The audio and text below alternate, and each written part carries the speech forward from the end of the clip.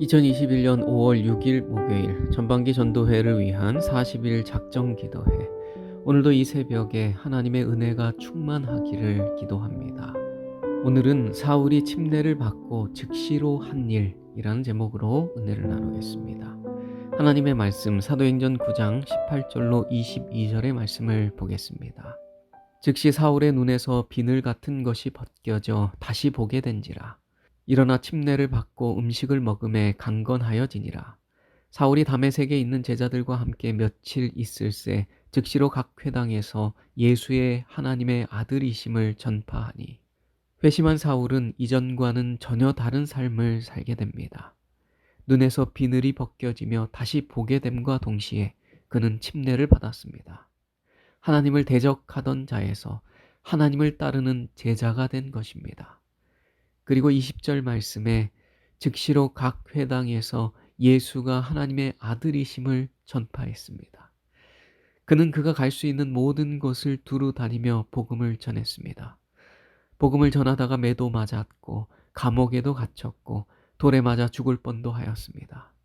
그는 이리저리 쫓겨다니면서도 예수가 그리스도이심을 전파하는 일을 멈추지 않았습니다. 바울은 그의 목숨이 다할 때까지 이 일에 전념하였습니다. 그러므로 너희는 가서 모든 족속으로 제자를 삼아 아버지와 아들과 성령의 이름으로 침례를 주고 내가 너희에게 분부한 모든 것을 가르쳐 지키게 하라. 예수님께서 하늘로 올라가시며 제자들에게 하신 이 말씀은 그리스도인이 과연 어떤 자들이고 그리스도인은 어떤 목적을 가지고 이 세상을 살아가야 하는지를 말해주고 있습니다. 진정한 그리스도인은 복음을 전하여 모든 족속으로 제자를 삼는 사람들입니다.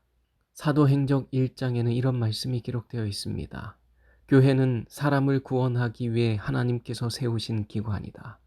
교회는 봉사를 위하여 조직되었으므로 그 사명은 온 세상에 복음을 전하는 것이다.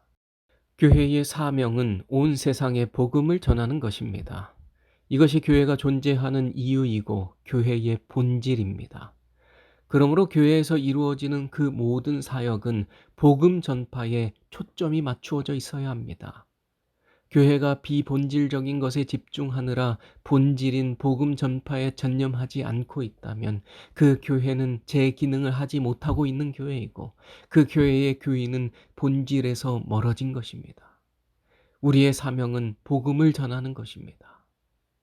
교회는 그리스도의 풍성한 은혜의 보고라고 했습니다.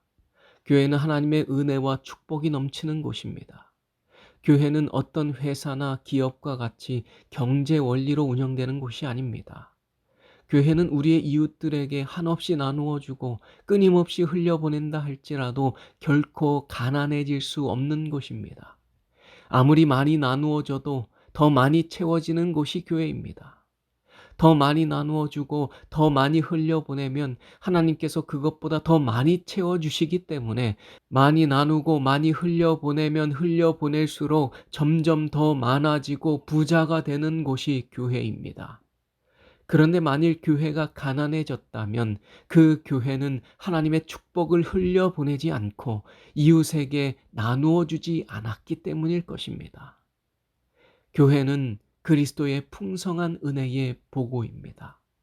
그런데 이 풍성한 하나님의 은혜와 축복을 나누지 아니하고 영생의 선물과 복음을 전하지 아니하면 하나님께서 공급해 주시는 은혜와 축복은 점점 줄어들게 될 것이고 교회는 점점 더 가난해지고 부패되고 변질될 것입니다.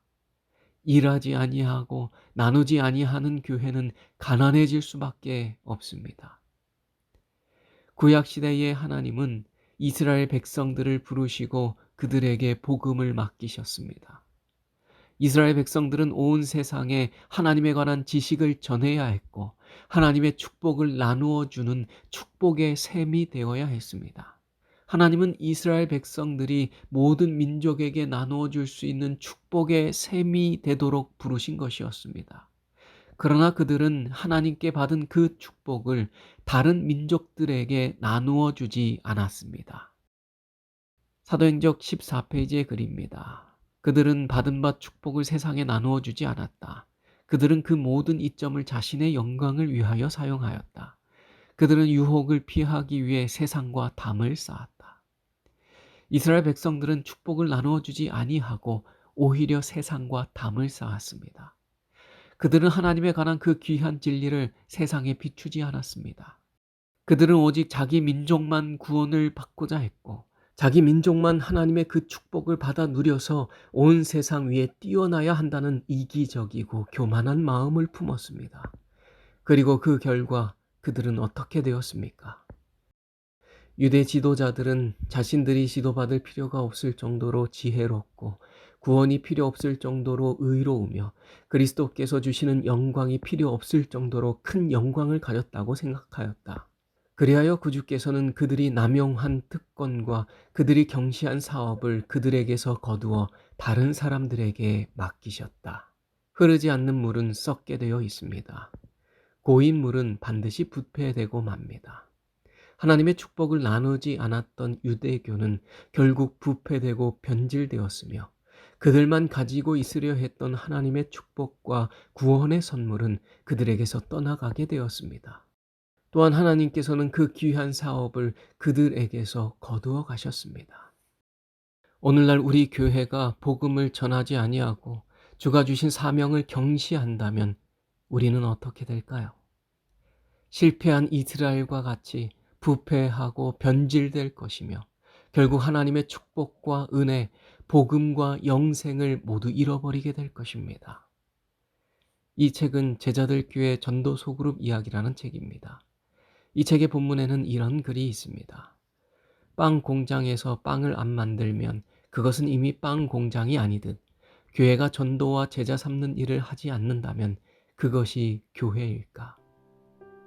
복음을 전하지 않는 교회, 제자를 삼지 않는 교회는 교회가 아닙니다. 사울은 침례를 받고 그 즉시로 복음을 전하는 자가 되었습니다.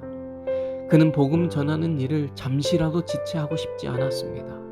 아무리 참아보려 해도 이 복된 소식을 전하지 않고는 견딜 수가 없었던 것입니다. 오늘 우리에게도 하나님께서 베풀어 주신 그 크신 은혜와 복음의 감격이 우리의 심령을 뜨겁게 해서 이 진리를 전하지 않고는 견딜 수 없는 사명자로 거듭나게 되길 바라며 오늘 말씀을 줄이겠습니다. 기도의 시간입니다. 오늘도 세 가지 기도의 제목을 가지고 기도하는 시간을 갖겠습니다. 첫째, 복음을 전하는 참 그리스도인, 진정한 성도가 될 수 있도록 기도하겠습니다. 둘째, 권중란 집사님과 집사님의 가정을 위하여 기도하겠습니다. 셋째, 전반기 전도회를 위하여 합심하여 기도하는 시간을 갖겠습니다. 음악이 나오는 동안 이 세 가지 기도 제목과 여러분 개인의 기도 제목을 가지고 기도하겠습니다. 하나님께서는 우리의 기도보다 더욱 응답하여 주실 것입니다.